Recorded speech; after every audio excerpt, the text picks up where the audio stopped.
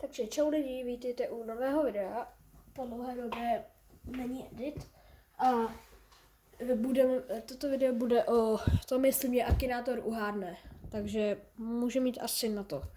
Takže dělá tvůj charakter YouTubeová videa? Ano, dělám videa.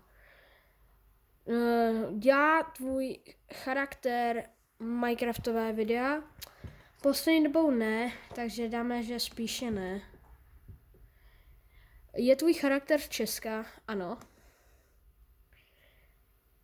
Hraje tvůj charakter Roblox? Poslední dobou moc ne.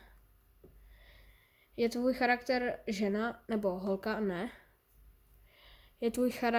Hraje tvůj charakter, dělá tvůj charakter Fortniteový videa? Ne. Je tvůj charakter nějak spojený s Minecraftem? To už jo. Dělá tvůj charakter něco s miniganem? Ne. Hraje tvůj charakter GTA? Ne. Je tvůj charakter spojený nějak s tigrama? Ne. Je tvůj charakter zabit? Ne. Jsem tady furt, takže ne. No, poslední dobou moc Roblox nehraju, takže dáme, že spíše ne. Kvantovou nejsem jako Oppenheimer a kvantovou mechaniku neumím. Takže ne. Bere si tvůj charakter masku? No, budu mít takový projekt, kde si ji brát budu, ale zatím ne, zatím nic. Můj charakter není kenguru. Ne, můj charakter nepíše písničky. Ne, můj charakter nemá modrý vlasy.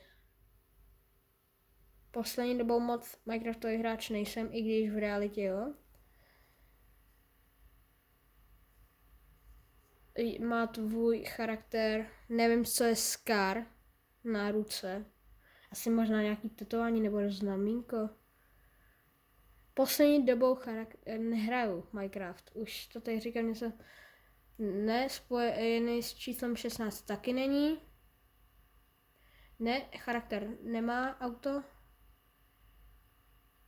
Ne, nemám žádnou sestru. Ne, můj charakter není z Brawl Stars.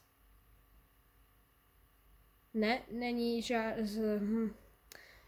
Matem? Nám vyšel Matem, ale ten hraje Minecraft. Tak mu třeba můžete zkusit dát odběr a napsat mu, že jsem na něj udělal video. Takže to by bylo pro dnešek vše.